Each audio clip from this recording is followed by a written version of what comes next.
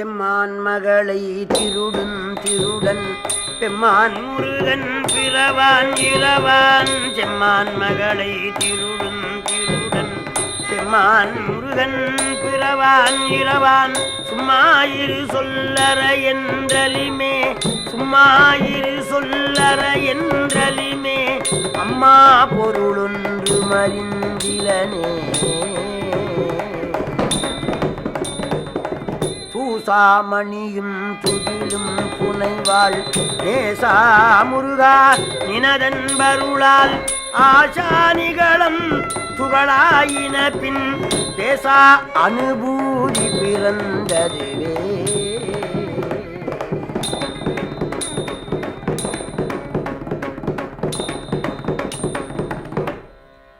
எல்லாம் வல்ல வயலூர் ஞான பண்டிதனுடைய தனிப்பெருங் கருணையினாலே ராமாயணத்திலே சிறந்த பகுதி சுந்தர காண்டம். அனுமானுடைய அற்புதமான அருள் நிறைந்த பகுதி. அதனை சொல்ல மேற்கொள்ளுகின்றேன். வாலி முத்தியை அடைந்தான். தாரை வந்து நெடிது புலம்பினாள். எத்தனையோ காவியங்களிலே எத்தனையோ பெண்மணிகள் புலம்புவார்கள். தாரையினுடைய புலம்பலிலே அறிவு ஒளி வீசும். அணங்கார்பாகனை ஆசை தோறும் புக்கு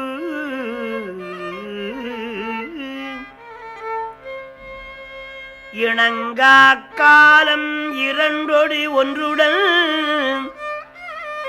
உணங்கா நான் மலரி கொண்டு உள் அன்போடு வணங்காரி இத்தனை வைக வல்லையோ. பெருமானே, தினம் 3 வேளை திசைகளின் முடிவிலே சென்று சிவபெருமானை வழிபாடு செய்வீரே. மலர் எடுத்து வைத்திருக்கின்றது. இத்தனை நேரம் பெருமானை வழிபடாமல் படுத்திருக்கின்றீரே. வணங்காதி இத்தனை வைக வல்லையோ. கணவன் இதயத்திலே மனைவி இருப்பாள். மனைவியின் உள்ளத்திலே கணவன் இருப்பான். அப்ப உங்கள் உள்ளத்திலே நான் இருப்பேனானால் ராமபாணை என்னை கொண்டிருக்கும்.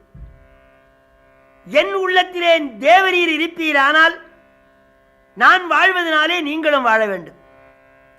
ஆகவே என் உள்ளத்திலே தாங்கள் இல்லை, தங்கள் உள்ளத்திலே நான் இல்லை. உப்பிட்டவரை உள்ள நாள் வரைக்கும் நினைப்பார்கள். பார்க்கடலை கடைந்து தேவர்களுக்கு அமிர்தம் வழங்கினீரே. அமிர்தம் உண்ட கூற்றுவன் தங்கள் உயிரை எவ்வாறு பற்றினான்? நரியா நல்ல முழுது நல்கலால் சிறியாரோ நமனார் உபகாரம் சிந்தியார் என்று புலம்பினாள். அனுமான் ஆறுதலை செய்தார். வாலிக்கு அங்கதனை கொண்டு அந்தியேற்றி செய்தார்கள். சுபஸ்வீகரணம் செய்து பகவானுடைய அனுமதியினாலே சுக்ரீவனுக்கு முடிசூட்டு விழா நடந்தது. முனிவர்கள் வாழ்த்தினார்கள். அப்படியே போய் எம்பெருமான் கால் மேல விழுந்தான். சுக்ரீவா, இது கார்காலம், சீதையை தேட முடியாது. மனைவி விட்டு வெகுநாள் பிரிந்திருந்தவன், சில காலம் உன் மனைவியோடு இரு, மழைக்காலம் போனுடனே தேவியை தேடலாம் என்றார் எம்பெருமான். எல்லோருமாக கிஷ்கிந்தைக்கு வந்தார்கள். நேரா சுக்ரீவன் எங்கே போனான்?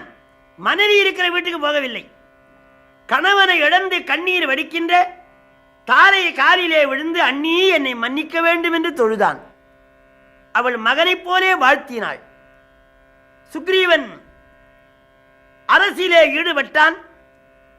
2 மாதங்கள் மழை பொழிந்தது. அந்த கார்காலம் விலகியது. வருகிறேன் என்று சொன்ன சுக்ரீவன் வரவில்லை. பகவான் சுக்ரீவனை பார்த்து, கார்காலம் போனுடனே வருக என்று சொன்னேன், அவ்வாறு வரவில்லை.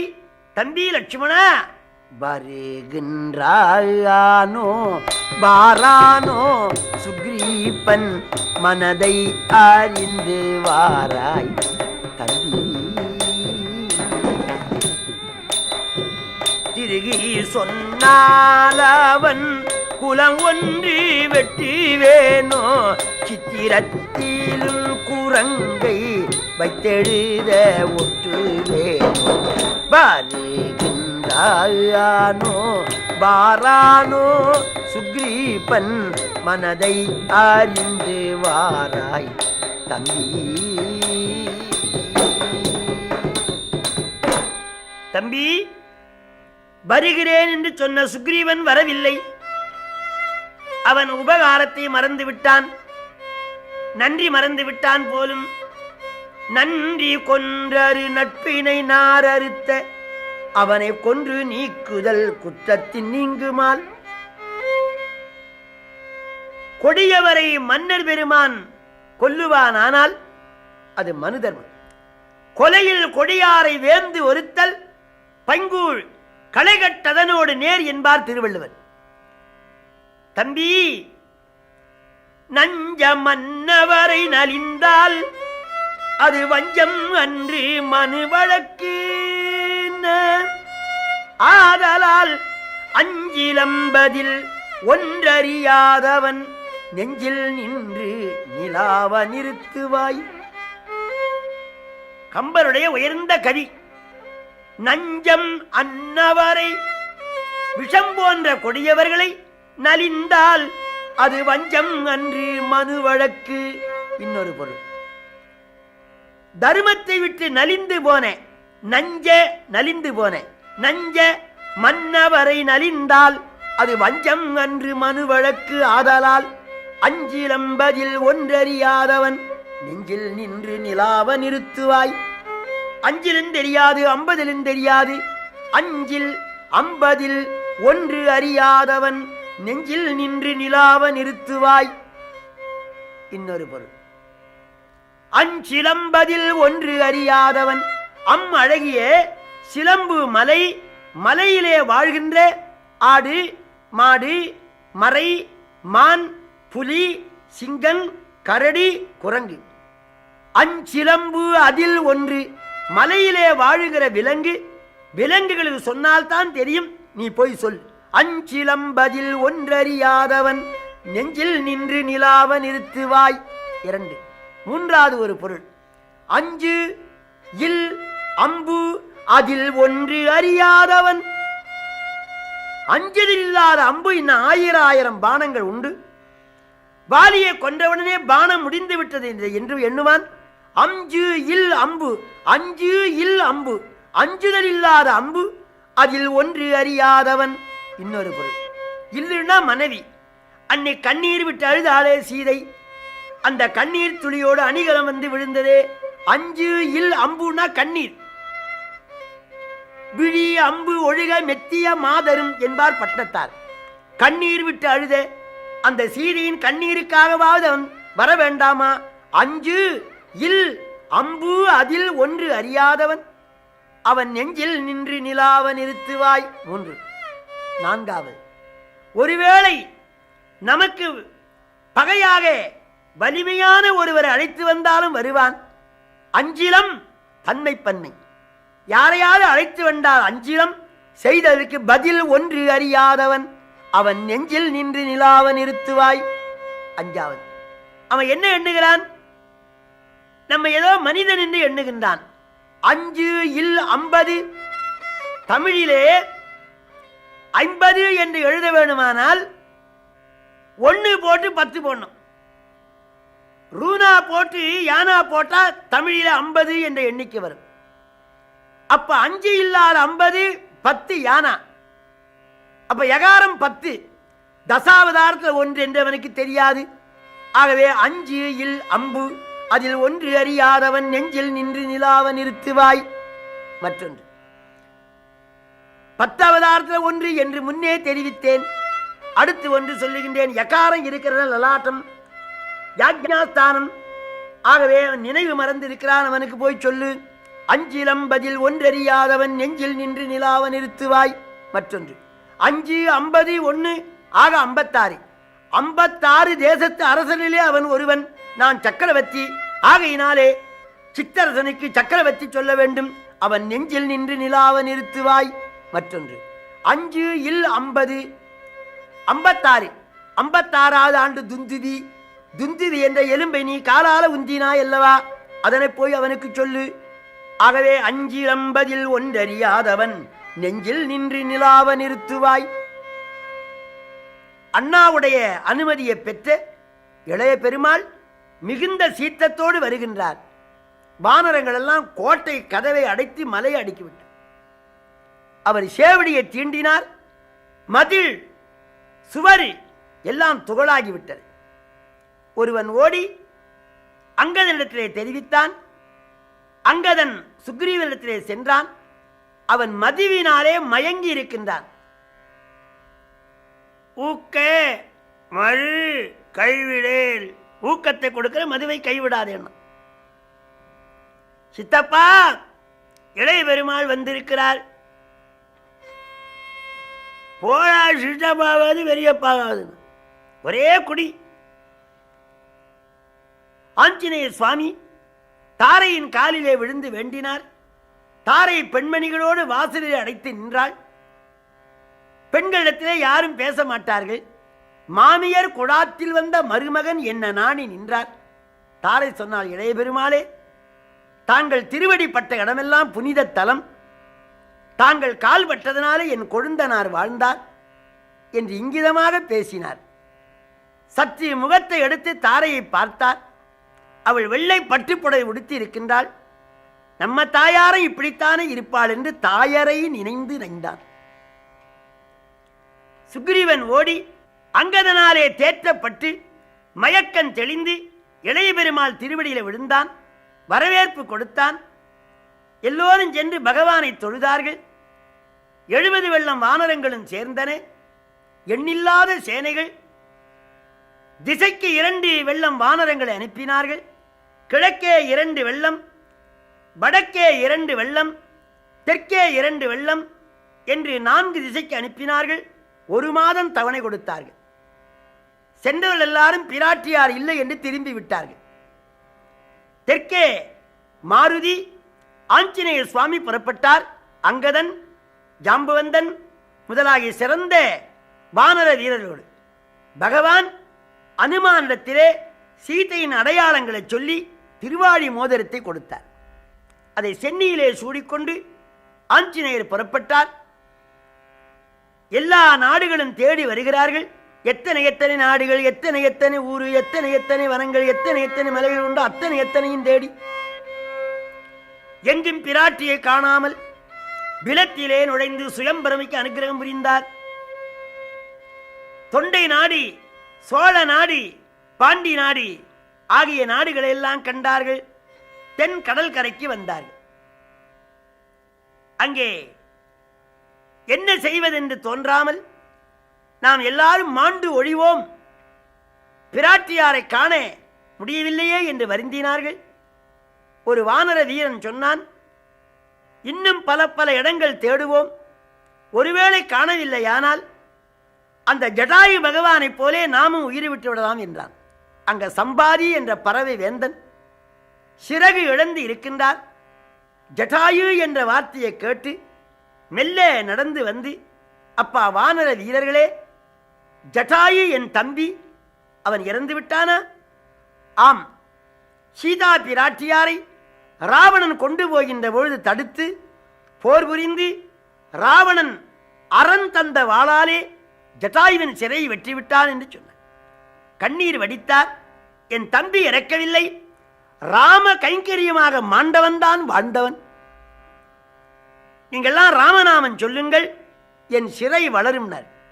எல்லோரும் கண்ணீர் ததும்பி காதலாகி கசிந்து ராம ராம ராம ராம ராம ராம ராம் ரகுராம ராம ராம ராம ராம ராம ராம் ரகுராம ராம ராம் ரகுராம ராம ராம் ரகுராம ராம ராம் ரகுராம ராம ராம் ரகுராம ராம ராம். பக்தியோடு சொன்ன உடனே சம்பாதிக்கு அந்த சிறகு வளர்ந்து விட்டது. பறந்தார். அவர்களை கண்டு வானரங்களே, பிராட்டியாரை ராவணன் கவர்ந்து போவதை நான் கண்ணாலே கண்டேன். பட்சிகளுக்கு நீண்ட பார்வை உண்டு. எம்பிராட்டி இலங்கையிலே வாழ்கின்றாள். யாராவது ஒருவரை போய் தேடி பாருங்கள் என்று சம்பாதி பகவான் சொல்லி பறந்து போனார். இப்ப இலங்கைக்கு யாரு போவது என்ற பிரச்சனை. 25 யோசனை தாண்டுவேன் என்றான் ததிமுகன். 50 யோசனை தாண்டுவேன் என்றான் நெடுதன். சேனாதிபதி நீலன் நான் 75 யோசனை தாண்டுவேன்.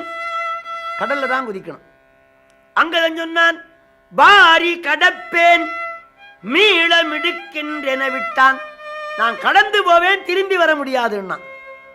ஜாம்புவந்தர் சொன்னார், பிஞ்சு பயல்களா, என்ன பிரமாதம், நான் லட்சந்தவா தாண்டுவேன், இப்ப முடியாதுன்னு. அனுமான் தான் பேசாம இருக்கிறார். தங்கமணி ஒலி இருக்காது. ஜாம்புவந்தர் சொன்னார், ஆஞ்சநேயரே, தங்கள் பெருமை தங்களுக்கு தெரியாது. தாங்கள் பராக்கிரம வீரர். மேரிகிரிக்கு மீதுர நிற்கும் பெருமையீர். தாங்கள் விசுறுமை எடுத்தால் மேரிகிரியை விட பெரியவர். மாறி துளிக்கும் தாரை இடுக்கும் வரவல்லீர். மழை துளிக்கு நடுவே வருவாராம். அனிமா மகிமா என்ற சித்தி பெற்றவர். வேதமனைத்தும் ஓதி உணர்ந்தீர் மிகை நாளீர். தாங்கள் கல்லாத வேதமில்லை. மாதர் நலம் பேணாது வளர்ந்தீர். மாதரை மனத்தாலும் தீண்டாதவர். தாங்கள் போக வல்லவர் என்று அனுமானுடைய பெருமையை ஜாம்புவந்தர் சொன்னார். தன்னை புகழ்கின்ற பொழுது தலைவணங்கி அடக்கமாக இருந்தார் ஆஞ்சநேயர். பெரியோர்களே, ராகவன் கருணை ஒரு சிறகு, உங்கள் ஆசீர்வாதம் ஒரு சிறகு. நான் எம்பிராட்டியை தேடி வருவேன். பிராட்டியாரை காணும் வரைக்கும் தீர்த்தம் உண்ண மாட்டேன் என்று விரதம் வைத்துக் கொண்டார். ராமா என்று பாய்ந்தார். கடல் தாண்டுகின்றார். அவருக்கு பின்னே வருகிற பால். இதுவரைக்கும் லங்கைக்கு காலபாசம் போகவில்லை. அனுமானுக்கு பின்னே சென்று ராவணாதி அவுணர்களை கொல்ல வேண்டும் என்று காலபாசம் ஒளிந்து வருவது போல இருக்கின்றது அனுமானுடைய வாள். இடையிலே மைனாகத்துக்கு அருள் புரிந்தார். இலங்கையிலே வந்து ராமா என்று குதித்தார். அது மாலை நேரம், மஞ்சள் வெயில், சிறிய வடிவத்தை கொண்டார். இலங்கையை பார்க்கின்றார். இலங்கை என்னமா இருக்குது? மரமடங்கலும் கற்பகம் மனையலாங்கனகம். மரமடங்கலும் கற்பகம் மனையலாங்கனகம்.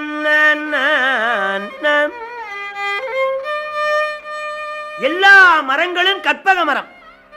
மரமடங்கலும் கற்பகம் மனையலாங்கனகம். அங்க மண்ணு வீடே இல்லை, காரை வீடே இல்லை, அவளும் சொர்ண மாளிகை. மரமடங்கலும் கற்பகம் மனையலாங்கனகம். அங்கே பணிப்பெண்கள் யார்? அறமடந்தையர். ரொம்ப மேனகே திருவர்தமே ஊர்வசி எல்லாம் வந்து பணி செய்கின்றார்களாம்.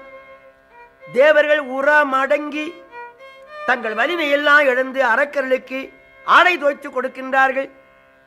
தேவர்கள் குற்றவல் செய்கின்றார்கள். இந்த காட்சியெல்லாம் ஆஞ்சநேயர் பார்க்கின்றார். அது மட்டுமல்ல, பூட்டுவார் முலை பொறாத பொய்யிடை நைய பூநீர் ஆட்டுவார் அமரர் மாதர் ஆடுவார் அரக்கர் மாதர். தேவ ஸ்திரிகள், இடையே இல்லாதவர்கள், குதிரை போல இருக்கின்ற அரக்கிமார்களுக்கு பணி செய்கின்றார்கள். இதற்கெல்லாம் என்ன காரணம்? தவன்தான் காரணம். யார் தவன் செய்வார்களோ அவர்கள் மறுபிறப்பிலே சுகமாக இருப்பார்கள். தவத்தின் பெருமையை இலங்கை காட்டுகின்றது. இன்னொரு பாடல். பழிக்கு மாளிகை தலந்தோறும் இடந்தோறும் பசுந்தேன் துளிக்கும் கற்பகத் தன்னாரும் சோலைகள் தோறும் அழிக்கும் தேரல் உண்டு ஆடுனர் பாடுனர் அல்லால் கழிக்கின்றார் அலால் கவல்கின்றார் ஒருவரை காணேன். நந்தவனங்கள் தோறும், சிறந்த மாளிகைகள் தோறும் பணியாளர்கள் அளிக்கும் தேரல் உண்டு மதுவை கொடுக்க அதை உண்டு ஆடுவதும் பாடுவதுமாக மகிழ்ச்சி கடலிலே நீந்தி கொண்டிருக்கின்றது இலங்கை. இவைகளெல்லாம் ஆஞ்சநேய சுவாமி பார்த்து கொண்டு எத்தனை எத்தனை வீதிகள் எத்தனை எத்தனை தெருக்கள் உளவோ அத்தனையும் பார்த்து கொண்டு உள்ளே செல்லுகின்றார். அங்கே இளங்கனி என்ற அறைக்கு தடுத்தாள். அவளோடு நீண்ட நேரம் போரிட்டு அவளுடைய பானங்களை எல்லாம் அழித்து ஒரு அறை கொடுத்தார். இளங்கனி கீழே விழுந்து அனுமானை தஞ்சம் புகுந்து அவள் சத்திய உலகம் போய்விட்டாள். இப்படி இளங்கனியை கொன்று ஆஞ்சநேய சுவாமி இலங்கையிலே பிரவேசிக்கின்றார்.